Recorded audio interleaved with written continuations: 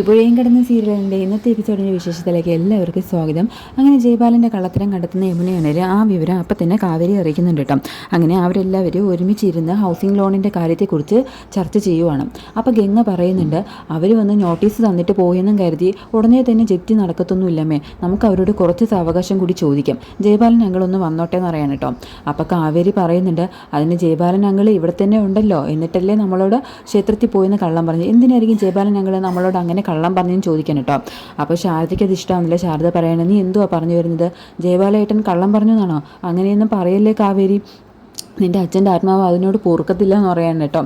അപ്പോൾ കാവേരി എടുത്ത് പറയണം, അമ്മ തന്നെ ഒന്ന് ആലോചിച്ച് നോക്ക്, നമ്മുടെ അച്ഛൻ്റെ മരണത്തിന് ശേഷം ജയപാലൻ അങ്കിളിന് ഒരുപാട് മാറ്റങ്ങൾ വന്നിട്ടുണ്ട്. അന്ന് മരണ വീട്ടിൽ നിന്ന് നമ്മൾ എല്ലാ പ്രശ്നത്തിനും കൂടെ ഉണ്ടാവുമെന്ന് പറഞ്ഞിട്ട് ഇറങ്ങിയ ആളാണ്, ഇന്ന് വരെ ഈ വീട്ടിലേക്ക് തിരിഞ്ഞു നോക്കിയിട്ടുണ്ടോ? അപ്പോൾ ശാരദ പറയണം, അതുകൊണ്ട് ജയപാലായിട്ട് നമ്മളെ ചതിക്കുവാണെന്നാണോ നീ പറഞ്ഞു വരുന്നത്? നിങ്ങളും ഞാനും ഒക്കെ കാണുന്നതിന് മുമ്പേ ജയപാലേട്ടനും അരവിന്ദേട്ടനും തമ്മിൽ സൗഹൃദം ഉണ്ടായതാണ്. ആ സൗഹൃദത്തെക്കുറിച്ചൊന്നും പറഞ്ഞാൽ നിങ്ങൾക്ക് മനസ്സിലാവത്തില്ല പിള്ളേരെ, മേലിൽ ഇങ്ങനെ സംസാരിക്കരുതെന്ന് പറഞ്ഞിട്ട് ശാരദ എവിടെ നിന്ന് പോവുകയാണ് കേട്ടോ. അപ്പോഴും കാവേരിയുടെ ഉള്ളിലെ സംശയം മാറാതെ നിൽക്കുകയാണ്.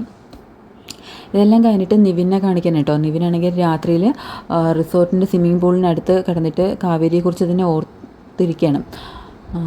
അപ്പോൾ അവിടേക്ക് രാജേശ്വരി വരുന്നുണ്ട് കേട്ടോ. അങ്ങനെ രാജേശ്വരി വന്നിട്ട് നിവിനെ ഭക്ഷണം കഴിക്കാൻ വിളിക്കുകയാണ്. അപ്പോൾ നിവിനാണെങ്കിൽ തനിക്ക് വിശപ്പില്ല, പിന്നീട് കഴിച്ചോളാം എന്ന് പറയുകയാണ്. അപ്പോൾ രാജേശ്വരി ആണെങ്കിൽ നിവിൻ്റെ ഇനി അങ്ങോട്ടുള്ള പ്ലാൻസിനെ കുറിച്ച് ചോദിക്കുന്നതാണ് കേട്ടോ.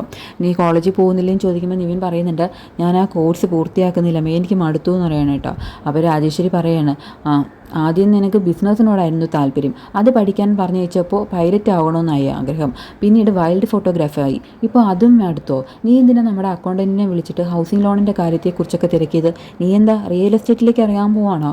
നിന്നെ പോലെയുള്ള ശുദ്ധഗതിക്കാർക്കൊന്നും ആ പണി പറഞ്ഞിട്ടില്ല, ആൾക്കാർ പറ്റിക്കും, ഒടുവിൽ പാപ്പരായി നിൽക്കേണ്ടി വരും.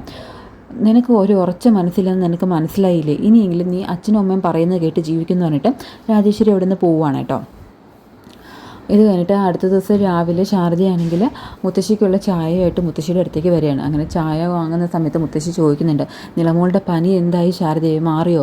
അപ്പോൾ ശാരദ പറയാണ്, എവിടെ മാറാനമ്മേ, അവൾ ആകെ തളർന്നുപോയി.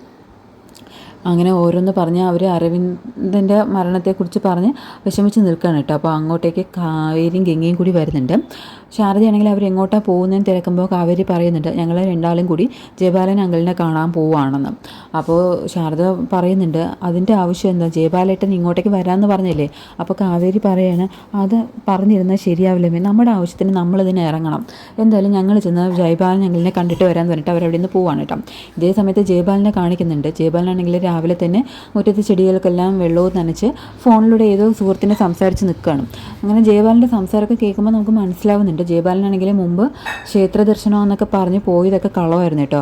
പല സുഹൃത്തുക്കൾക്കൊപ്പവും ചേർന്ന് മദ്യപിക്കാനും മറ്റു പല പരിപാടികൾക്കുമായിരുന്നു പോയിരുന്നത്. ജയപാലൻ പറയുന്നുണ്ട്, തൻ്റെ വീട്ടിൽ താൻ നല്ലൊരു കുട്ടിയാണെന്നും അതുകൊണ്ട് ഇവിടെ മദ്യപാനമൊന്നും നടക്കില്ല എന്നൊക്കെ പറയുന്നുണ്ട്. ആ സമയത്ത് പ്രമീളയാണെങ്കിൽ അങ്ങോട്ടേക്ക് വരുന്നുണ്ട് കേട്ടോ. അങ്ങനെ പ്രമീളയെ കണ്ട ഉടനെ തന്നെ ജയപാലനാണെങ്കിൽ കാള് കട്ട് ചെയ്തിട്ട് വയ്ക്കുകയാണ്. അപ്പോൾ പ്രമീളയാണെങ്കിൽ ചായ കൊടുത്തുകൊണ്ട് ചോദിക്കുന്നുണ്ട്, അല്ല ജയപാലേട്ട, അരവിന്ദേട്ടൻ്റെ വീട്ടിലേക്ക് പോകുന്നില്ലേ, അവിടുത്തെ കാര്യങ്ങൾ തിരക്കണ്ടേ? അപ്പോൾ ജയപാലന് അത് ഇഷ്ടമാവുന്നില്ല കേട്ടോ. ജയപാലൻ പറയുന്നത്, നീ ഇതിന് രാവിലെ തന്നെ അവിടുത്തെ കാര്യങ്ങൾ പറയുന്നത്, ഒരു മരണവും കടബാധ്യതയും, അങ്ങോട്ട് പോയിട്ട് ഞാൻ എന്ത് ചെയ്യാനാന്ന് പറഞ്ഞിട്ട് ജയപാലൻ അവിടെ നിന്ന് പോവുകയാണ്. ഇത് കഴിഞ്ഞിട്ട് കാണിക്കണം എന്താണെന്ന് വെച്ച് കഴിഞ്ഞാൽ, ബാങ്കുകാരാണെങ്കിൽ വീണ്ടും സ്നേഹതീരത്തേക്ക് വരികയാണ് കേട്ടോ. അങ്ങനെ അവർ വരുന്നത് കണ്ടിട്ട് യമുനയാണെങ്കിൽ ഓടി ചെന്ന് ശാരദയോട് ഈ വിവരം പറയുന്നുണ്ട്. അങ്ങനെ ശാരദയും യമുനയും മുത്തശ്ശിയും കൂടിയിട്ട് ബാങ്കുകാരുടെ അടുത്തേക്ക് വരികയാണ് കേട്ടോ. അപ്പോൾ ബാങ്കുകാർ പറയുകയാണ്, മാഡം ഞങ്ങൾ തന്ന നോട്ടീസൊക്കെ നിങ്ങൾ വായിച്ചല്ലോ അല്ലേ, ഞങ്ങൾ ഇന്ന് വന്നേക്കുന്നത് കോടതി നടപടി പൂർത്തിയാക്കാനാണ്, ഈ വീട് ജപ്തി ചെയ്യാനുള്ള തീരുമാനമായി എന്ന് പറയണം കേട്ടോ. അത് കേൾക്കുമ്പോൾ ശാരദയും യമുനയൊക്കെ അങ്ങ് ഷോക്കായി നിൽക്കുകയാണ്. അപ്പോൾ യമുന ചോദിക്കുന്നുണ്ട്, അതെങ്ങനെയാണ് സാറേ, ഇന്നലെ നിങ്ങൾ വന്ന നോട്ടീസ് തന്നതല്ലേ ഉള്ളൂ, ഇന്ന് ഇത്ര പെട്ടെന്ന് വന്ന് ജപ്തി എന്നൊക്കെ പറഞ്ഞാൽ ഞങ്ങൾ എന്ത് ചെയ്യും ചോദിക്കാൻ കേട്ടോ.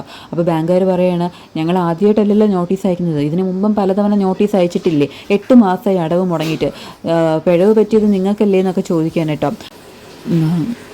അപ്പോൾ മുത്തശ്ശി ചോദിക്കുകയാണ്, എൻ്റെ മകൻ അരവിന്ദൻ ഉണ്ടായിരുന്നെങ്കിൽ നിങ്ങളിപ്പോൾ ഇവിടെ വന്ന് ഇങ്ങനെയൊക്കെ പറയുമായിരുന്നോ, പെണ്ണുങ്ങൾ മാത്രമുള്ള വീട്ടിൽ കയറി വന്ന് ഇങ്ങനെയൊക്കെ പറയുന്നത് ശരിയാണോ എന്നൊക്കെ ചോദിക്കുകയാണ് കേട്ടോ. അപ്പോൾ ബാങ്കുകാർ പറയുകയാണ്, ഞങ്ങൾക്ക് ശരിയും തെറ്റുമൊന്നുമില്ല, ഞങ്ങൾക്ക് ഞങ്ങളുടെ ജോലി ചെയ്തേ പറ്റൂ, നിങ്ങൾ ഞങ്ങളോട് സഹകരിക്കണം, എന്തെങ്കിലും വിലപിടിപ്പുള്ളത് എടുക്കാനുണ്ടെങ്കിൽ എടുത്തുകൊണ്ട് ഇപ്പം തന്നെ ഇറങ്ങണം. അപ്പോൾ ശാരദ ചോദിക്കുന്നത്, അല്ലെങ്കിൽ നിങ്ങൾ എന്ത് ചെയ്യുമെന്ന് ചോദിക്കുകയാണ് കേട്ടോ. അപ്പോൾ ബാങ്കുകാർ പറയാണ്, അല്ലെങ്കിൽ ഞങ്ങൾക്ക് തന്നെ അകത്ത് കയറി എല്ലാം വലിച്ച് പുറത്തേക്ക് ഇടേണ്ടി വരും, വെറുതെ ഞങ്ങളുമായിട്ട് ഉടക്കാൻ നിൽക്കരുതെന്ന് പറയണേട്ടോ. അത് കേൾക്കുമ്പോൾ ശാരദയ്ക്ക് ദേഷ്യവും സങ്കടവും ഒക്കെ വരുന്നുണ്ട് കേട്ടോ. അപ്പോൾ ശാരദ പറയാണ്, ആ നേരത്ത് ഞങ്ങളുടെ കൈ പുളി പറിക്കാൻ പോവുക സാറേ, സാറിന് എന്താ ചെയ്യാൻ പറ്റുക, ഞങ്ങൾക്കൊന്ന് കാണണമല്ലോ എന്ന് പറഞ്ഞിട്ട് ശാരദയാണെങ്കിൽ യമുനയും മുത്തശ്ശിയും വീട്ടിലേക്ക് വിളിച്ചുകൊണ്ട് പോയിട്ട് വാതിലടച്ച് പൂട്ടുകയാണ് കേട്ടോ. എന്നിട്ട് ആ സമയത്ത് നീള ചോദിക്കുന്നുണ്ട്, നമുക്ക് ഇവിടുന്ന് ഇറങ്ങേണ്ടി വരുമോ അമ്മേ? അപ്പോഴും ശാരദ പറയുന്നുണ്ട്, അതങ്ങനെയൊന്നും വരത്തില്ല, ജയപാലൻ ഏട്ടൻ ഇങ്ങോട്ടേക്ക് വന്നോട്ടെ, ജയപാലൻ ഏട്ടൻ സംസാരിച്ചെല്ലാം ശരിയാക്കും എന്ന് പറയാൻ കേട്ടോ. അങ്ങനെ അവർ ജയപാലൻ്റെ വരവിനായിട്ട് കാത്തിരിക്കുകയാണേ.